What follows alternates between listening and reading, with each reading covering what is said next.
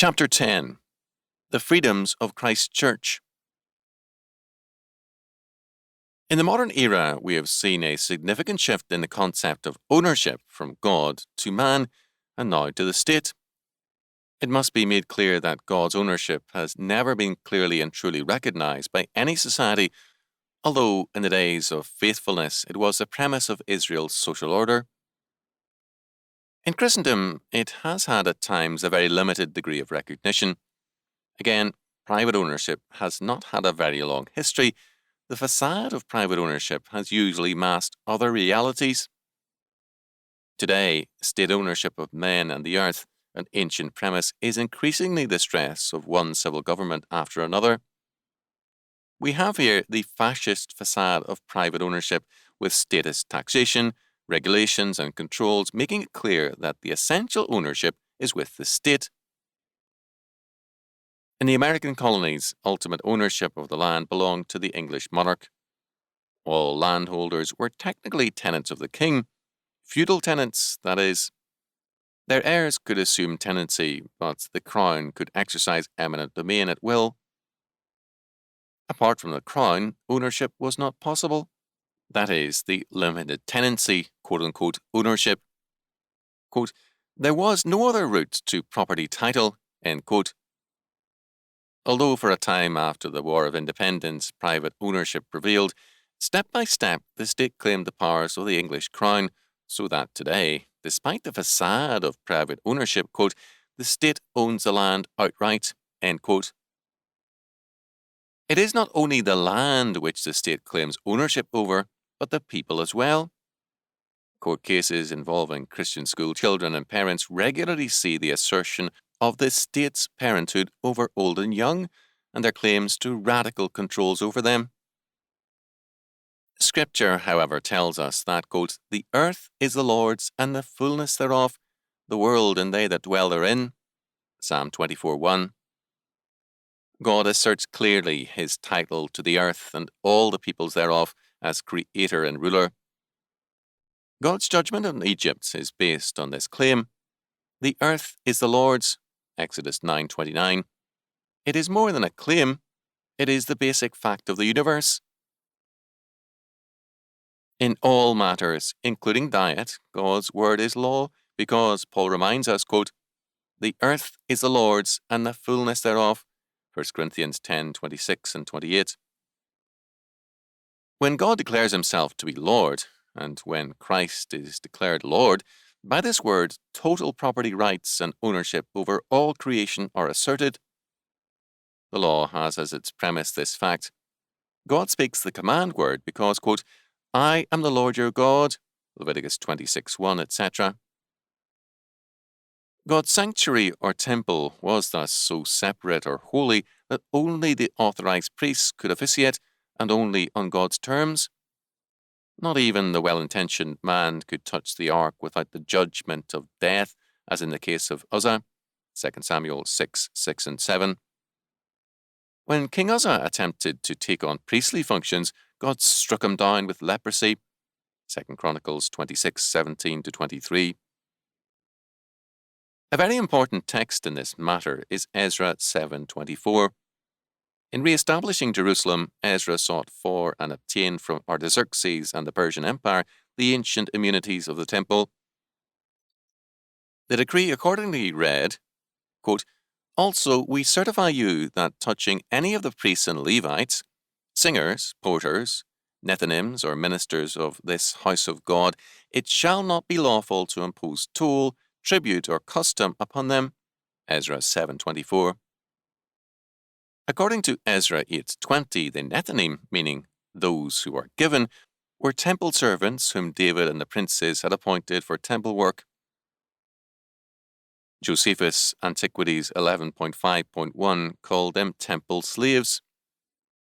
If this be true, it is a remarkable fact that, centuries later, even after the destruction of Jerusalem, these people were faithful to their calling. Myers says of the rescript of Artaxerxes, Ezra 7:11-16, quote, with certain exceptions, this reads almost like some of the Persepolis treasury tablets. This document was written for the king by someone familiar with Jewish affairs. End quote. This is the first clear recognition of the immunity of God's house and work from state control. It is possible that Joseph was behind Pharaoh's grant of Goshen centuries earlier, Genesis 46, 31-34, with this tacit goal of religious separation and freedom. At any rate, what is important here is that Artaxerxes gave full freedom not only to the temple or house of God, but to the humblest person serving the temple in the most menial capacity. It should be noted also that Artaxerxes not only gave freedom to the house of God, but he recognized the independent jurisdiction of the God of Scripture. God's law was to govern Judea, and the death penalty was to be imposed as God's law required. Even more, as Ezra 7, 21-26 of the Rescript makes clear, a blank check on the royal treasury was granted up to a point.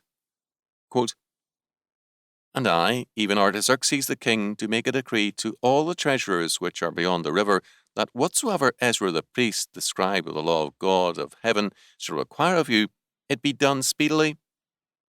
Unto 100 talents of silver, and to 100 measures of wheat, and to 100 baths of wine, and to 100 baths of oil and salt, without prescribing how much. Whatsoever is commanded by the God of heaven, let it be diligently done for the house of the God of heaven, for why should there be wrath against the realm of the king and his sons? And we also certify you, that touching any of the priests and Levites, singers, porters, Nethinims, or ministers of this house of God, it shall not be lawful to impose toll, tribute, or custom upon them. And thou, Ezra, after the wisdom of thy God that is in thine hand, set magistrates and judges, which may judge all the people that are beyond the river, all such as know the laws of thy God, and teach ye them that know not. And whatsoever will not do the law of thy God and the law of the king, let judgment be executed speedily upon him, whether it be unto death, or to banishment, or to confiscation of goods, or to imprisonment." Ezra 7, 21-26. The importance of this amazing rescript is too seldom appreciated.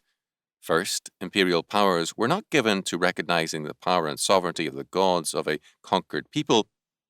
The conquest of a people was seen as a conquest of their god and religion, and their images and sacred vessels were added to the conqueror's temple as the servants of his god. For Artaxerxes to give such deference to the God of Israel was an amazing fact.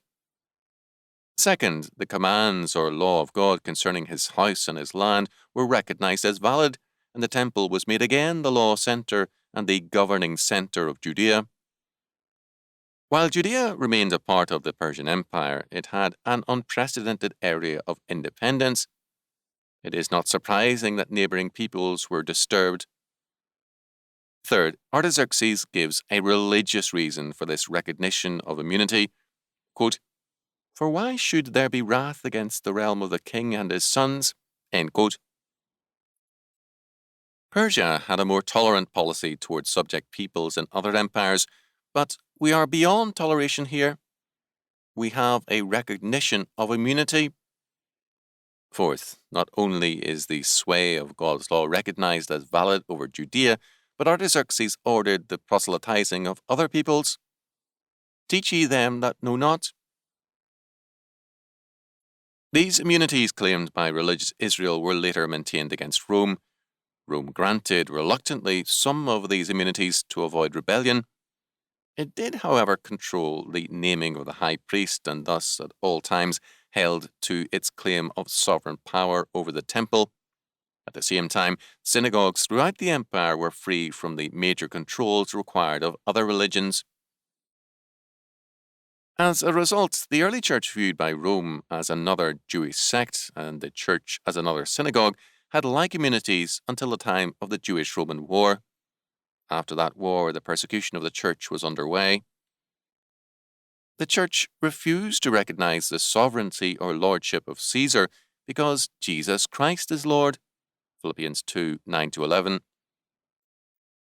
The research of J.N.D. Kelly indicates that the earliest baptismal confession was that, quote, "Jesus is Lord," end quote. The struggle between Rome and the Church was over the issue of licensure, regulation, taxation, and control. Rome required all religions to be licensed or licit religions. Behind that issue was the question of sovereignty. Who is the Lord or sovereign? Christ or Caesar? The issue today is essentially the same. The modern Baal or Moloch, that is, master or king, is the state. To this, no biblical theology can give assent.